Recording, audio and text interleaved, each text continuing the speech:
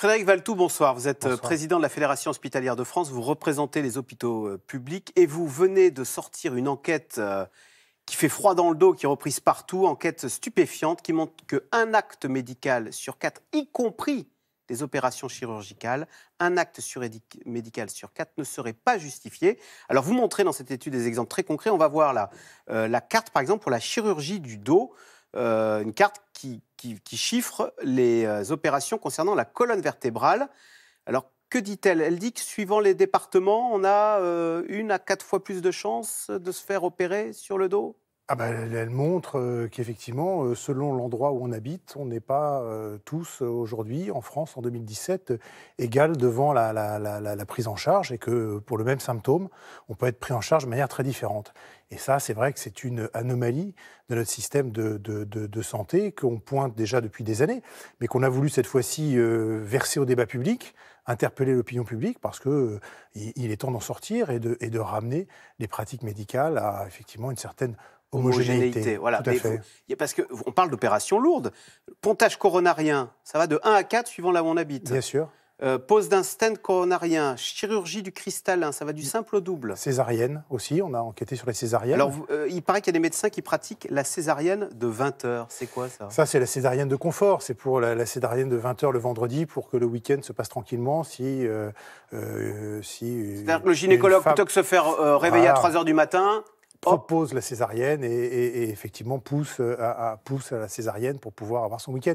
Bon, là, c'est un exemple un peu caricatural, mais enfin, on sait que ça existe. On a des établissements qui font 2 fois plus de césariennes que les moyennes nationales. Alors, la césarienne, c'est pas très grave, mais il y a parfois des opérations bien plus lourdes. Bien sûr. Je vous propose d'écouter, Frédéric Valtou, ce témoignage assez stupéfiant du professeur Israël Nizan, qui est gynécologue obstétricien des hôpitaux universitaires de Strasbourg. Très régulièrement, je suis sollicité par des femmes qui ont déjà un rendez-vous d'hospitalisation, par exemple pour enlever l'utérus, et qui viennent me dire « Est-ce qu'il faut vraiment l'enlever? Est-ce qu'il y a véritablement une indication opératoire ?» Le nombre d'indications opératoires discutables, voire superflues, est trop grand de mon point de vue. Mais alors, du coup, on ne fait plus confiance à son médecin, c'est terrible. Non, il faut faire confiance aux médecins, mais c'est vrai qu'on a un système qui pousse un peu à la roue. Oh, il y a différents éléments. Il y a d'abord, il faut le dire, il n'y a pas de tabou à avoir. Et en versant cette enquête dans le débat public, c'est justement pour casser un certain nombre de tabous. L'acte est un élément de la rémunération.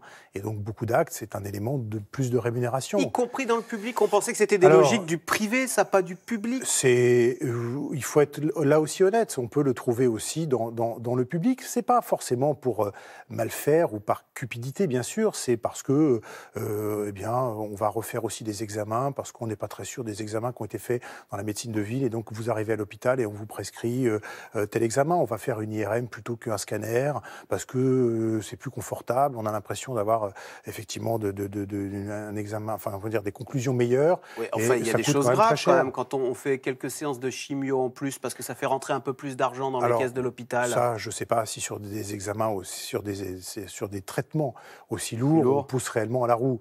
En tous les cas, ce qui est vrai, c'est que les actes inutiles, les médecins eux-mêmes le disent, 88% d'un sondage, on a fait un sondage, on a fait à la fois une étude statistique et on a fait un sondage, 88% des médecins interrogés nous disent, effectivement, on a, nous, déjà fait des examens dont on aurait pu se passer. Mais c'est là où on tombe de sa chaise. Les professionnels de santé, les médecins le reconnaissent, 9 médecins sur 10 disent « Bah oui, j'ai fait des ordonnances et des trucs inutiles ». Effectivement, et ils estiment aussi qu'il y a à peu près 20-30% des actes qui seraient sans doute inutiles parmi tous ceux qu'ils font et globalement qui sont faits. Donc c'est vrai que 20-30%, c'est des milliards d'euros d'économies à un moment où notre système de santé, il a besoin qu'on réinjecte aussi des fonds pour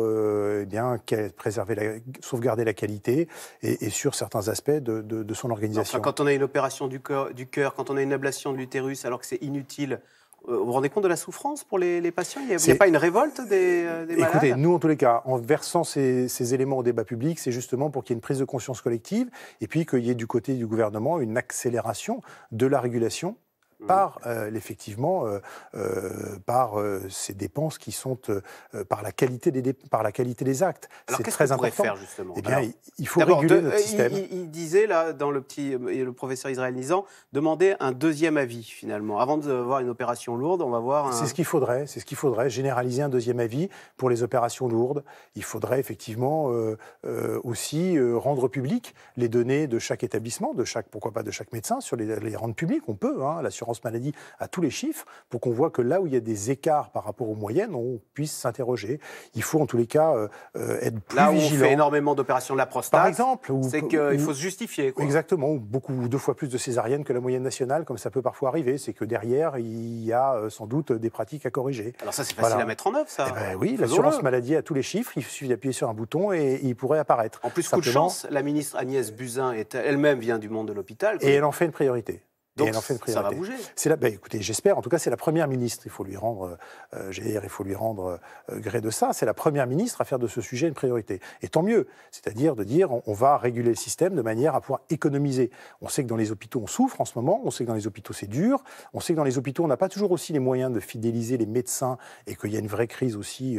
Les déserts médicaux, ils touchent l'intérieur de l'hôpital. On a des spécialités dans lesquelles radiologie, anesthésie, on manque de médecins et les sirènes du privé sont fortes. Et donc, parce qu'on a du mal à les rémunérer, mettons ces économies-là, par exemple, il n'y a pas que ça bien sûr, mais pour donner à l'hôpital la possibilité de mieux rémunérer les médecins, pour mieux les conserver et pour assurer un service public de qualité. Oui, parce que si 25% des dépenses de santé sont inutiles, ça veut dire qu'à la clé, il y a 30 milliards à récupérer. 30 à 40 milliards, oui, bien sûr.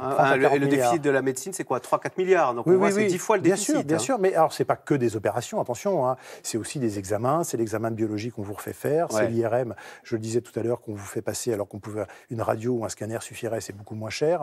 C'est toutes ces petites dépenses, mais comme on connaît le principe, les petits ruisseaux font les grandes rivières, et à l'arrivée, on voit le. Donc le responsable, c'est le système. Il paraît qu'il y a des médecins, alors j'ai lu ça dans le journal du dimanche hier, qui a révélé cette enquête, qui disent moi j'aime bien opérer, qui ont le bistouri facile. Oui, alors il y a des médecins qui aiment bien opérer, il y a des médecins qui peut-être aussi parce qu'ils ont 20 ans, 25 ans, 30 ans de carrière, finalement ont certaines habitudes, on sait que et qui peut-être prennent pas complètement en compte les évolutions. Il y a aussi des patients qui poussent à la roue et des patients qui disent chouette, je vais me faire opérer moi. Pas forcément pour des opérations, mais pour des examens, pour des prescriptions médicales, pour des médicaments, pour la énième analyse de sang, etc. et qui poussent aussi à la roue parce qu'aujourd'hui, comme tous les médecins vous racontent que les patients arrivent dans leur cabinet, ils ont été regardés sur Internet soi-disant ce qu'ils avaient, et ils arrivent aussi avec soi-disant ce qu'il leur faut pour être guéris, et ils jugent la qualité du médecin à la longueur de l'ordonnance. Ça arrive encore. Et donc il y a un travail, il n'y a pas une cause, il y a une série de causes qui font qu'il faut aujourd'hui faire de ce marqueur de l'efficacité de l'acte un marqueur de financement de notre système. Ce qui est curieux, c'est qu'on est dans un pays, on a l'impression suradministré, où on contrôle tout, mais là, en matière de médecine de santé, ce qui est quand même très important, il n'y a pas de contrôle. Au fond, on laisse chaque médecin faire un peu ce qu'il veut avec son bistouri. C'est un peu un paradoxe de notre système, je suis assez d'accord. C'est-à-dire c'est un système qui est suradministré. Le ministère de la Santé, il y a des bataillons de fonctionnaires. Dans les agences régionales de santé, il y a des bataillons de fonctionnaires qui sont censés réguler. Mais c'est vrai qu'à côté de ça, bizarrement, notre système est assez peu regardant sur l'efficacité de la dépense et surtout la justification de l'acte médical. Il faudrait mesurer non plus la quantité, mais la qualité. Et c'est pas facile. Il y a des pays à l'étranger qui arrivent à mesurer comme ça la qualité des soins. Oui, il y a des pays qui le font. Le Canada l'a fait. Les pays du nord de l'Europe l'ont fait de manière beaucoup plus forte. Donc on peut y arriver. En tous les cas, c'est nécessaire si on veut préserver l'essentiel. Les Français tiennent à leur système de santé parce qu'il est universel et parce qu'il est globalement de très bonne qualité. Mais on sait qu'il est sous tension, ce système. Et si on veut le garder, il faut que les milliards dépensés soient bien dépensés. Et pour ça, la chasse aux actes inutiles, ça doit être une priorité. Merci beaucoup, Frédéric Valletoux. Et on espère que votre étude fera bouger les choses. Donc, président de la Fédération hospitalière de France. Merci. Merci beaucoup. Vous restez avec nous tout de suite. Caroline Roux, c'est dans l'air. La droite, plus que jamais éclatée. Gérald Darmanin et Thierry Solaire rejoignent En Marche. D'autres, les constructifs, créent un nouveau parti qui s'intitule Agir. Tandis que Laurent Wauquiez, lui, joue la carte d'une droite dure et décomplexée. C'est dans l'air est intitulé ce soir Droite qui reste.